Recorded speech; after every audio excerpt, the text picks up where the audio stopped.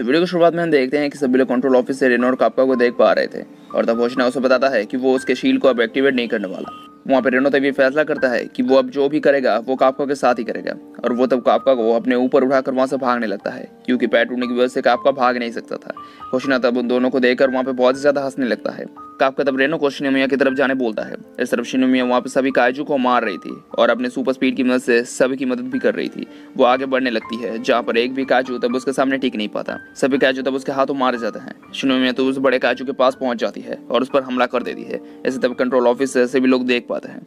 Shinomiya तब उस बड़े काइजू के मुंह के अंदर गोली चला देती है। इससे तब उस काइजू का पूरा शरीर फट जाता है और आखिरकार मारा जाता है। शिनोमिया के पावर्स को देखकर तब कंट्रोल ऑफिस के लोग भी बहुत हैरान होते हैं। वो लोग तब सभी को बताते हैं कि एग्जाम खत्म हो चुका है। वो तब अपने ड्रोन्स को वापस बुलाने लगते हैं। वो तब सभी ड्रोन्स वापस आने लगते हैं। शिनोमिया के पावर्स को देखकर तब होशिना भी बहुत हैरान होता है क्योंकि वो उसके उम्मीद से भी ज्यादा पावरफुल थी। उसे यही बात अब आशिनो भी बताती है कि शिनोमिया सच में उनकी उम्मीदों से भी ज्यादा पावरफुल है। दूसरी तरफ शिनोमिया उस काजू को मारने के बाद आखिरकार सुकून का सांस लेती है। वो तो वहां से जाने लगती है पर तभी उसके पीछे से एक काजू निकलता है जो उसे शूट कर देता है। इस तरफ रेनो और कापका शिनोमिया के बारे में बात कर रहे होते हैं जहाँ पर शिनोमिया की वजह से उन्हें एग्जाम को पास करने में आसानी हुई थी। वो लोग तब एग्जाम के रिजल्ट के लिए इंतजार करने लगते हैं पर तभी वो सभी लोग देखते हैं कि वहाँ के सभी मरे हुए काजू वापस से जिंदा हो रहे थे। उन्हें देखकर तब वो लोग को समझ ही नहीं पाते कि वहाँ पे आखिर चल क्या रहा है। इस तरफ शिनोमिया के उस जगह से बहुत ज्यादा खून निकलने लगता है। वो तब अपने शील्ड को एक्टिवेट कर देती है जिससे वो अटैक तब उसके हार्ट तक नहीं पहुंच पाता। शिनोमिया तब उस काजू के साथ लड़ने के लिए बिल्कुल तैयार होती है पर तभी वो काजू बात करने लगता है। इसे देखकर तब शिनोमिया चौंक जाती है क्योंकि काजू बात नहीं करते। वो काजू तब देखता है कि शिनोमिया ने अपने आप को सूट की मदद से हील कर लिया था। शिनोमिया तब देखती है कि उस काजू के पास दिमाग भी होता है, मतलब वो बाकी काजू की तरह बेवकूफ नहीं था, वो सोच सकता था। वो तब उस काजू पर हमला करने ही वाली होती है पर तभी वो काजू उस पर अटैक कर देता है। ऐसे तब शिनोमिया बहुत ज्यादा घायल हो जाती है। कंट्रोल ऑफिस के लोग भी तब देख पाते हैं कि शिनोमिया बहुत ज्यादा घायल हो चुकी थी पर तब वो लोग देख पाते हैं कि सभी मरे हुए काजू वापस से जिंदा हो चुके थे और उसे देखकर वो लोग कुछ भी समझ नहीं पाते कि वहाँ पर आखिर चल क्या रहा है। वो तब देखते हैं कि जिंदा हुए काजू के पास और भी ज्यादा बढ़ चुकी थी। आशिनो तब सभी स्टूडेंट के शील्ड को एक्टिवेट करने कहती है। वो तब कुछ ड्रोन्स को वापस उस जगह पर भेजने के बारे में कहती है। वो तब होशिना को लेकर वहाँ से उन स्टूडेंट्स को बचाने चली जाती है।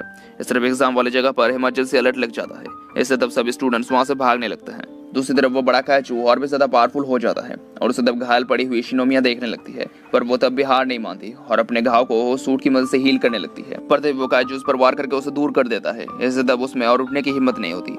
हमें तब शिनोमिया के पास को दिखाया जाता है जहाँ पर हम देखते हैं कि बचपन से ही वो हर चीज में परफेक्ट थी पर उसे शाबाशी देने वाला वहाँ पे कोई नहीं था। वो जब अपने डैड के पास जाती है तब वो भी उसके परफेक्ट होने पर ज्यादा खुश नहीं होते और उसे बताते हैं कि शिनोमिया को हर समय परफेक्ट रहना चाहिए अगर उसे इस देश के लिए कुछ करना है तो। इन बातों को सोचते हुए शिनोमिया तब जोश में आ जाती है और बहुत ज्यादा घायल होने के बाद भी वो उस काजू के साथ लड़ने लगती है पर उससे लड़ते हुए तब वो बहुत ही ज्यादा घायल हो जाती है और उसमें तब और लड़ने की एनर्जी नहीं होती। वहाँ पर तब कुछ ड्रोन्स की मदद से कंट्रोल ऑफिस के लोग आशिन और होशिना को बताते हैं वो काजू पहले से ज्यादा पावरफुल हो चुका है और वो अब हमला करने के लिए एनर्जी इकट्ठा कर रहा है।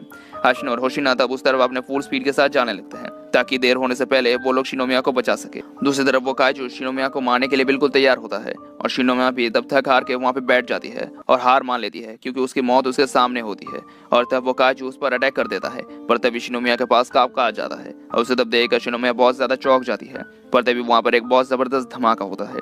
हम तब देखते हैं कि कापका अपने काजू फॉर्म में आ चुका था। इसने तब उस अटैक को रोकते हुए शिनोमिया के जान को बचा लिया था। कापका तब शिनोमिया का शुक्रिया अदा करता है क्योंकि उसकी वजह से ही सभी लोग वहाँ से सही सलामत निकल पाए थे और वो तब उस काजू के साथ लड़ने के लिए बिल्कुल तैयार होता है।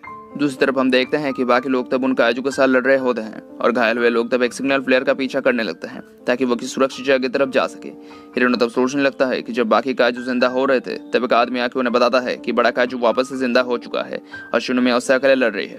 उसे सुनकर तब कापका वहाँ से रेनो को बताए बिना ही वहाँ से चला जाता है। दूसरी तरफ शिनोमिया कापका को एक काजू के फॉर्म में देखकर बहुत ही ज्यादा चौंक जाती है पर तभी उसके पास कापका आता है और शिनोमिया से किसी को भी बताने से मना करता है कि वो एक काजू है। उन पर तब वो बड़ा काजू फिर से अटैक कर देता है पर कापका तब उसे आराम से रोक देता है। कापका तब वहाँ पे उस काजू के साथ लड़ने के लिए बिल्कुल तैयार होता है। कंट्रोल रूम तब होशिना और आशिनो को बताता है कि उन्हें बड़े काजू के पास से एक अलग तरह की पावर मिल रही है जो बहुत ही ज्यादा पावरफुल है। कंट्रोल रूम तब कहती है कि उस काजू की फॉर्टिट्यूड पावर है 9.8। वो सुनकर तब होशिना बताता है कि उनके मेजरमेंट में जरूर कोई प्रॉब्लम है क्योंकि अगर ये सच है तो वो काजू आज तक का सबसे पावरफुल काजू होगा। इस तरफ कापका अपने पूरे काजू पावर्स का एक्टिवेट करता है और उस काजू को एक पंच मारता है। इससे वो पूरा काजू ही वहाँ से फट जाता है। कापका तब शिनोमिया के पास आता है और बताता है कि वो शिनोमिया को सेब देकर खुश है पर उसे खुद को इस खतरे में नहीं डालना चाहिए था। पर तभी वहाँ पर रेनो आता है, जो तब कापका पर बहुत ही ज्यादा गुस्सा होता है क्योंकि उसने उसे कुछ न कहते हुए काजू में बदल गया था।